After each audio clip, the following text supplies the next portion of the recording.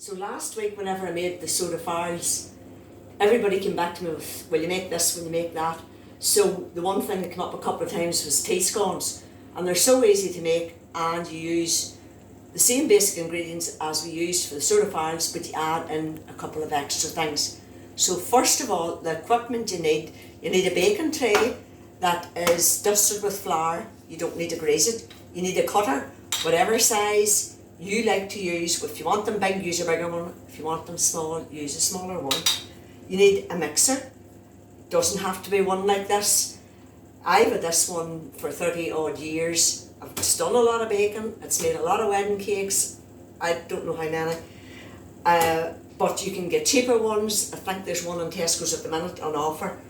And they're just as good if you don't bake that often. And it's handier using a food mixer. And a sieve, because I like to sieve the flour to get plenty of air into the flour. So that's all the equipment you need. Now for the ingredients. So the ingredients you need is the same as the last time. The self-raising soda bread flour, butter. You can use margarine, but I like butter because it gives it a richer flavour. Buttermilk, eggs, and that's all you need. So now for the recipe. Now you'll see that I'm using a recipe book. This recipe book, I've been writing recipes into it since 1978, and I've this other one on the go as well. And I write everything down. It's not that I can't remember, but sometimes if you're in a hurry, you might forget exactly how much of something to put in. And I like to follow the recipe. But the recipe to make roughly 12 scones is a pound or 500 grams of self-raising soda bread flour. And as I said before, I like to sieve it.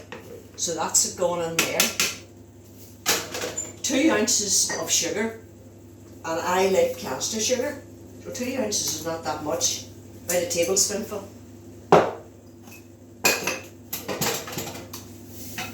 In there as well. Then 2 eggs made up to half a pint with buttermilk.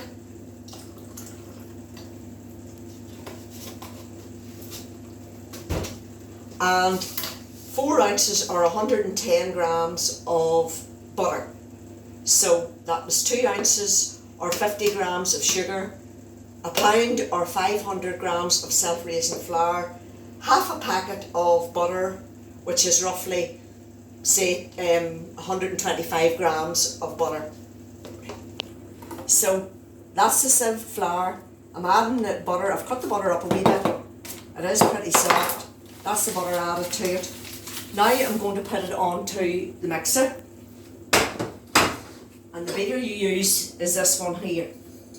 So you put it on at a low speed. I usually cover it with a tea towel because it'll skate up.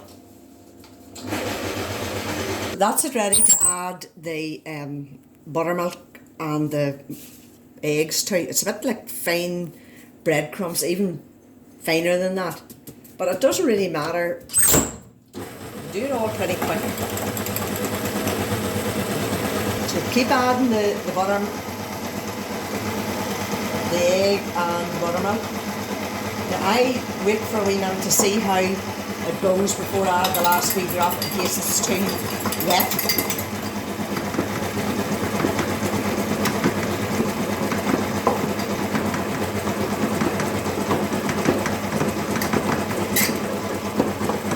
That's it. If I think it's a bit dry, I'll add a wee bit more buttermilk, but I think it's alright.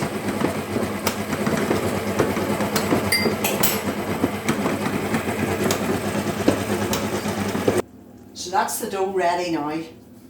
So literally a couple of minutes has done it all. You can see what it's like.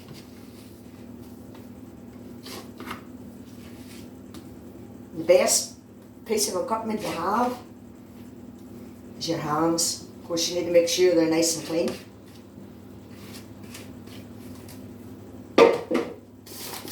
Dust them over with a bit of flour. And that's them ready for rolling out. I don't like to knead it too much. Now you can use your rolling pin or just flatten them out, whichever you want. And I like to make them pretty thick. So here we go. We'll see how we get on with this.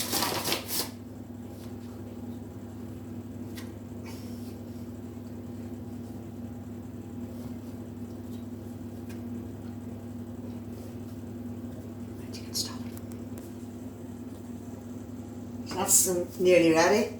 That last wee end, I've just rolled it up in a ball. It's still a scone. So I like to put them fairly closest together because you'll see whenever they come out of the oven why. So I've got 11. So I've rolled them out pretty thick, so these are going to be big scones. So I'm putting them into the oven. It's set at 180 and I'm going to set the timer for 20 minutes. Now I will check them after about 15 to see how they're going. Oops. And it doesn't matter where you put them into the middle of the bottom, but in they go, and we'll check them in about 15 minutes time.